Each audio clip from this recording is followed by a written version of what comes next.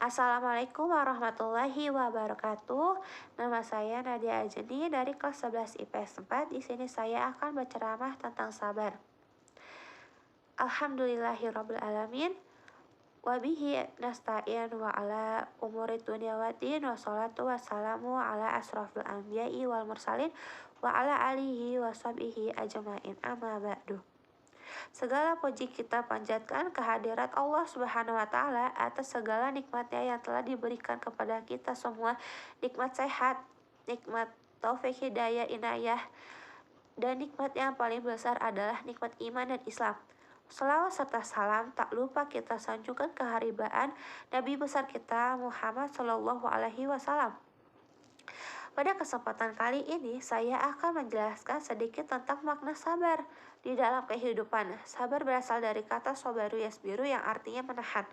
Menurut istilah, sabar adalah menahan diri dari kesusahan dan menyikapi sesuai syariah dan akal. Menjaga lisan dari celaan dan menahan anggota badan dari perbuatan dosa. Sabar adalah pilar kebahagiaan seorang hamba karena dengan kesabaran seseorang akan terjaga dari kemaksiatan, konsisten menjalankan ketaatan dan tabah dalam menghadapi berbagai macam cobaan. Sabar ada 3 jenis sabar yang harus kita asah, yaitu sabar menahan amarah, melawan godaan nafsu, dan menghadapi cobaan. Sabar menahan amarah, bentuk kesabaran yang pertama adalah bentuk dalam menahan amarah. Saat Nabi Yakub, ayah Nabi Yusuf, menerima kabar bahwa Nabi Yusuf dimakan oleh serigala, yang ia katakan adalah fashabrun jamil. Hal ini terekam dalam surat Yusuf ayat 189. Sabar melawan godaan nafsu. Yang kedua, kita harus sabar melawan godaan hawa nafsu. Ketika Nabi Yusuf beranjak dewasa, ia sempat digoda oleh seorang wanita yang melakukan sesuatu yang dilarang oleh Allah Subhanahu wa Ta'ala.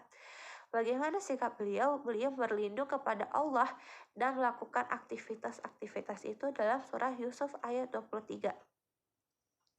Sabar menghadapi cobaan. Yang ketiga, kita juga harus sabar dalam menghadapi musibah.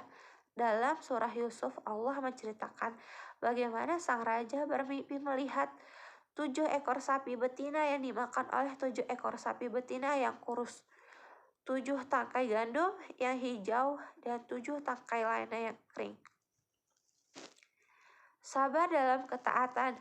Setiap mukmin tentunya harus bersabar dalam menjalankan perintah Allah Subhanahu wa Ta'ala, meskipun menghalangi dan menjadi rintangan. Setiap mukmin tidak menjadi alasan baginya untuk mengabaikan perintah Allah Subhanahu wa Ta'ala.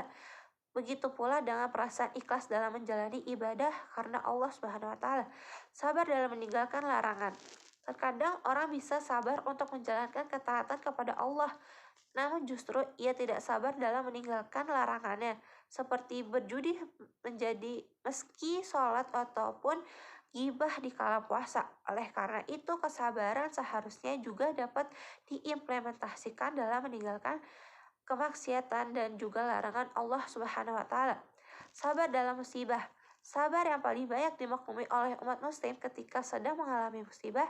Setiap muslim harus tetap bersabar dan juga berikhtiar dengan maksimal, sembari mencari solusi terhadap permasalahan yang sedang dihadapinya.